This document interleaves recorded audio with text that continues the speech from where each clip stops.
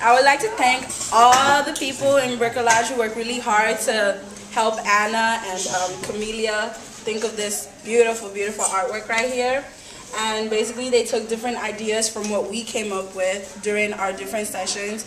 We spent like about four or 5 weeks like doing different artworks back and forth with different groups and basically thinking about what we're going to put out there.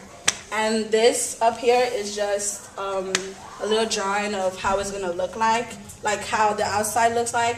And basically we're going to split it up into this piece over here, this here, this hole right over here, this piece here, and then the rest here.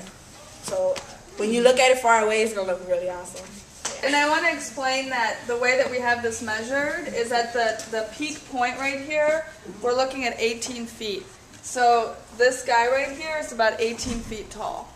So you look at it really small here, but then when you would walk up to it from the park, it would just be like this ginormous thing. So, and this dancer. Vera, do you want to take us through a little bit of what each one of these elements represents, maybe just to kind of help So basically what we started off with, what Loyola and this community meant to us and what this building is basically. And in the building we saw people weaving. There's a weaving room over there. And so this old lady right here, and we also thought of an idea about elderly people teaching, and so she's weaving her culture and thoughts into all of them. And he is tutoring her because over here they do tutoring as well. And then he is achieving, but also he has disabilities because in this building there are disabled kids and they're able to come here still and learn, but he's achieving stuff from doing all that. And this is a dancer for culture and different diversity in here.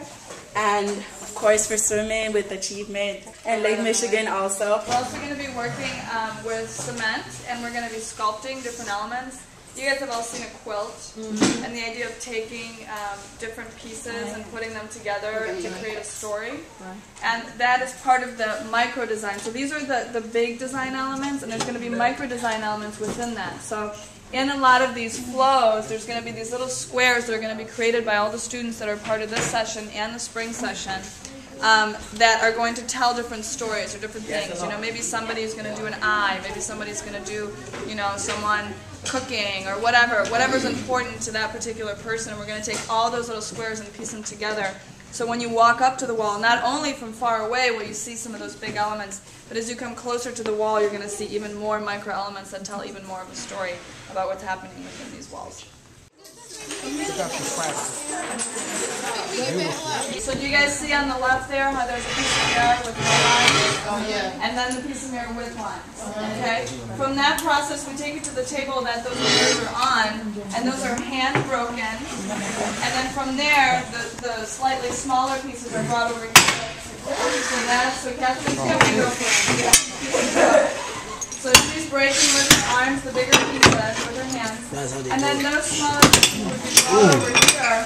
And with this little tool, will be cracked and broken into the final smaller parts. Okay?